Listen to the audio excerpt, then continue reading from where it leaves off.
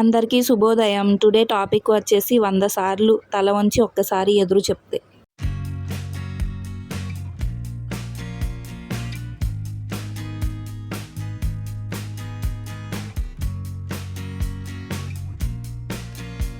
జీవితంలో కొన్నిసార్లు మనం 100 సార్లు అడ్జస్ట్ అవుతాం. కానీ ఒక్కసారి మన మనసు బాధపడి మాట్లాడితే మాత్రం మనల్నే తప్పు అనుకుంటారు. నిజం చెప్పాలి అంటే ప్రతి ఒక్కరు బయటకి నవ్వుతూ కనిపిస్తారు. కానీ లోపల ఎవరికీ తెలియని ఫైట్ చేస్తూ ఉంటాము. కొన్ని బాధలు చెప్పుకోలేము. కొన్ని సిచ్యువేషన్స్ నుంచి బయటికి రావడం ఈజీ కాదు. కానీ లైఫ్ అంటే అదే కదా ఫ్రెండ్స్.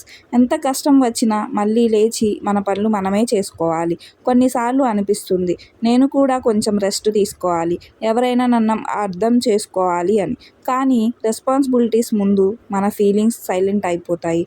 ఎస్పెషల్లీ అమ్మాయిల లైఫ్లో ఇంట్లో పని అయినా, కుకింగ్ అయినా, ఫ్యామిలీ గురించి ఆలోచించడం అయినా ఆగవు. టైర్డ్గా ఉన్నా సరే మళ్ళీ కిచెన్లోనే మన డే కంటిన్యూ అవుతుంది. కానీ ఒక్క విషయం మాత్రం గుర్తుపెట్టుకోండి, మీరు చేస్తున్న చిన్న చిన్న పనులు కూడా చాలా వాల్యుబుల్. ఇంటి కోసం కష్టపడడం చిన్న విషయం కాదు. ఈరోజు ఎవరు అప్రిషియేట్ చేయకపోయినా ఒకరోజు మన కష్టానికి వాల్యూ తప్పకుండా వస్తుంది. సరే ఫ్రెండ్స్, ఇప్పుడు ఈరోజు మన రొటీన్ స్టార్ట్ చేద్దాం. ముందు కొంచెం క్లీనింగ్ కంప్లీట్ చేస్తే తర్వాత నేను టుడే పప్పుతో సాంబార్ అయితే పెట్టాను. ఎలానో చూపించేస్తాను. పప్పుతో సాంబారు డిఫరెంట్ ఏముంది అని అనుకోవద్దు. మిగిలిపోయిన పప్పుతో నేనైతే సాంబార్ చేశాను. చాలా అంటే చాలా టేస్టీగా ఉంటుంది. మీరు కూడా ఎప్పుడు ట్రై చేయకపోతే ఒకసారి మిగిలిపోయిన పప్పుతో సాంబార్ పెట్టుకోండి, చాలా బాగుంటుంది. మార్నింగ్ అస్సలు టీ పడకపోతే పనులు అయితే ముందుకు సాగవు కదా ఫ్రెండ్స్. టీ అయితే పెట్టేసుకొని మంచిగా టీ అయితే తాగేసాను అనమాట.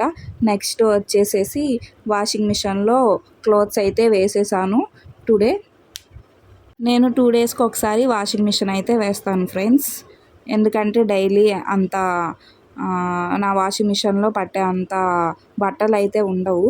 దీనికి కౌంట్ చేసుకొని కేజెస్ వేసుకోవాలి కాబట్టి నేను 2 డేస్కి ఒకసారి వేసే బట్టలు అయితే నా వాషింగ్ మిషన్లో అయితే సరిపోతాయి. ఇప్పుడైతే బట్టలు వేసేసి నెక్స్ట్ నేను వచ్చి మోటార్ అయితే ఆన్ చేసుకోవాలన్నమాట. వాటర్ ట్యాంక్కి నింపాలి, ఎందుకంటే వాషింగ్ మిషన్ వేస్తున్నాను కాబట్టి వాటర్ ఎన్ని ఉన్నాయో చూసుకోవాలి. లేకపోతే మాకు ఉన్న ట్యాంక్ పరిస్థితి ఏంటంటే వాటర్ మొత్తం అయిపోతే 2-3 డేస్ దాకా వాటర్ అయితే మళ్ళీ రావు. ఎయిర్ ఫిల్ అయిపోతుంది అనమాట ట్యాంక్కి. అందుకని 2-3 డేస్ మళ్ళీ ఇబ్బంది పడిపోవాలి. అందుకని వాషింగ్ మిషన్ వేయగానే వెళ్ళి అయితే మా పైన ట్యాంక్ అయితే చూసుకొని మోటార్ అయితే వేసేస్తాను. నెక్స్ట్ వచ్చేసి ఇందాక పొంగడాలు అయితే వేసాను దోసపిండితో.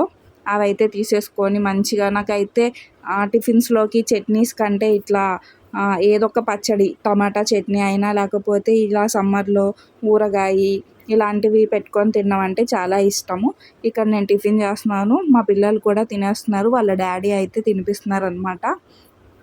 ఇంకా కిచెన్లోకి వస్తే ఇంకా ఇక్కడ అంట్లు చూడండి ఉన్నాయి. ఇంకా అంట్లు అయితే తోమేస్తున్నాను.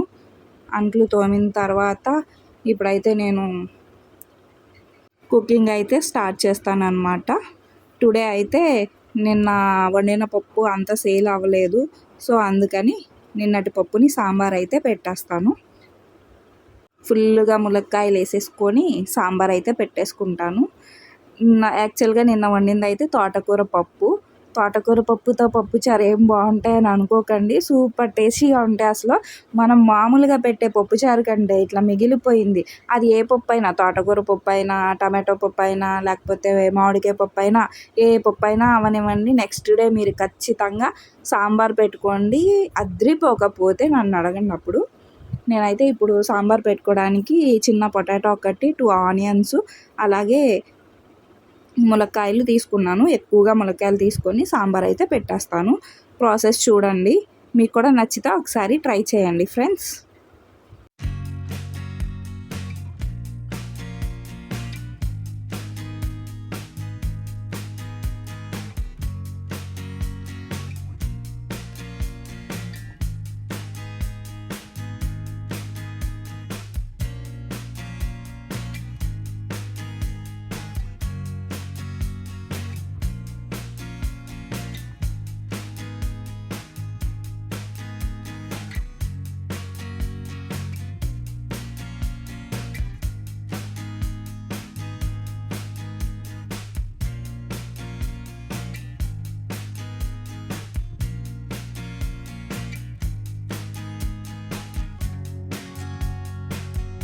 ఆల్రెడీ పప్పులో తాలింపులు ఉంటాయి కాబట్టి నేను అసలు ఇంకేమీ వేయట్లేదు ఫ్రెండ్స్. ఆయిల్ వేసేసుకొని నేను కట్ చేసుకున్న వెజ్జీస్ అయితే అందులో వేసేసుకొని కొంచెం ఉప్పు కొంచెం పసుపు వేసేసుకొని మూత పెట్టుకొని కొంచెం కుక్ అయ్యేంత వరకు ఉంచుకోవాలి.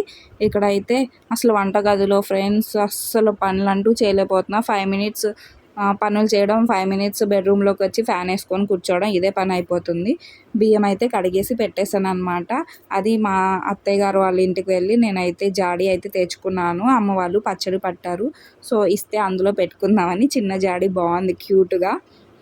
సో ఇక్కడైతే ముక్కలు అయితే కుక్ అయిపోయినాయి అనమాట. ఇప్పుడు మనం ఇందులో వచ్చేసి పప్పు అయితే వేసేసుకోవాలి. పప్పు వేసుకొని కొంచెం కలిపేసేసుకొని చింతపండు రసం అయితే పోసుకోవడమే అనమాట. అంతా కలిపిన తర్వాత మళ్ళీ ఒకసారి ఉప్పు కారం అలాగే ఇందులోకి లాస్ట్లో సాంబార్ పౌడరు కొంచెం బెల్లం వేసుకుంటే టేస్ట్ అయితే వస్తుంది సాంబార్కి. ఇందులోకే కాదు మామూలుగా ఏ సాంబార్ పెట్టినా కానీ కొంచెం బెల్లం అయితే లాస్ట్లో వేసుకోండి. టేస్ట్ బాగుంటుంది అన్నమాట. సాంబార్కి మంచి ఫ్లేవర్ వస్తుంది సాంబార్లో ఎప్పుడైనా బెల్లం వేసుకోవడం వల్ల. అంతే ఫ్రెండ్స్. తర్వాత ఈ కుకింగ్ అయిపోయేటప్పటికి నాకు వాషింగ్ మిషన్ కూడా అయిపోతుంది. నేను వెళ్ళే బట్టలు అయితే ఆరేయాల్సి ఉంటుంది. బట్టలు ఆరేసేసి వచ్చేస్తాను. అండ్ అప్పటికి టైం వచ్చేసి 12:30 అలా అయిపోతుంది. సాంబార్ చూడగానే ఆవురావురమంటున్నాయి పేగులు. సో వచ్చేసి తినేస్తానమాట. ఇప్పుడైతే బట్టలు అయితే సందులో ఆరేస్తున్నాను అనమాట.